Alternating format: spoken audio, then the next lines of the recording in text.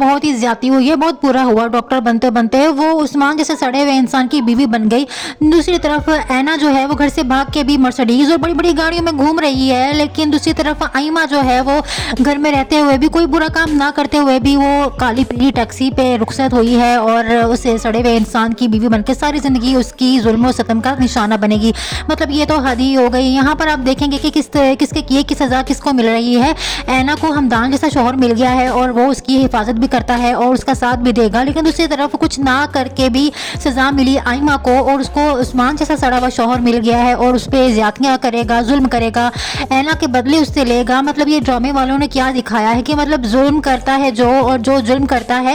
वो घर से भाग के भी जो है बहुत ही ऐशो आराम की ज़िंदगी गुजार रही है ऐना, और जो घर पे रह के और अपने माँ बाप की इज्जत को महफूज करके बैठी हुई थी और उसके साथ इतनी जुल्म और ज्यादती हो रही है कि उसके की सज़ा माँ बाप ने उसको दे दी। मतलब माँ बाप को इतना जालिम दिखाया गया इस ड्रामे में कि यहाँ पर आप देखेंगे कि किस तरीके से आइमा के साथ ज्यादती हो रही है। अब जो है उस्मान बहुत ही ज़्यादा ज्यादती करेगा आइमा के साथ, जो कि बहुत ही बुरा सलूक करेगा। अब ऐना को जो इस बात की फिक्र है कि अब मैं आइमा को किस तरह से उसके चंगुल से छुड़ाऊं, लेकिन अब तो कुछ नहीं हो सकता। अब तो निकाह हो गया है आइमा का उस्मान के साथ और सारी ज़िंदगी उस सड़े हुए इंसान के साथ उसे गुजारनी है और निभानी है, और ऐना की सजा जो है वो उसने भुगतनी है। लेकिन दूसरी तरफ ऐमा जो है वो हमदान से कहेगी कि क्या आप मेरा साथ देंगे, तो यहाँ पर हमदान कहेगा ऐना से कि हाँ मैं तुम्हारा साथ दूंगा, लेकिन अगर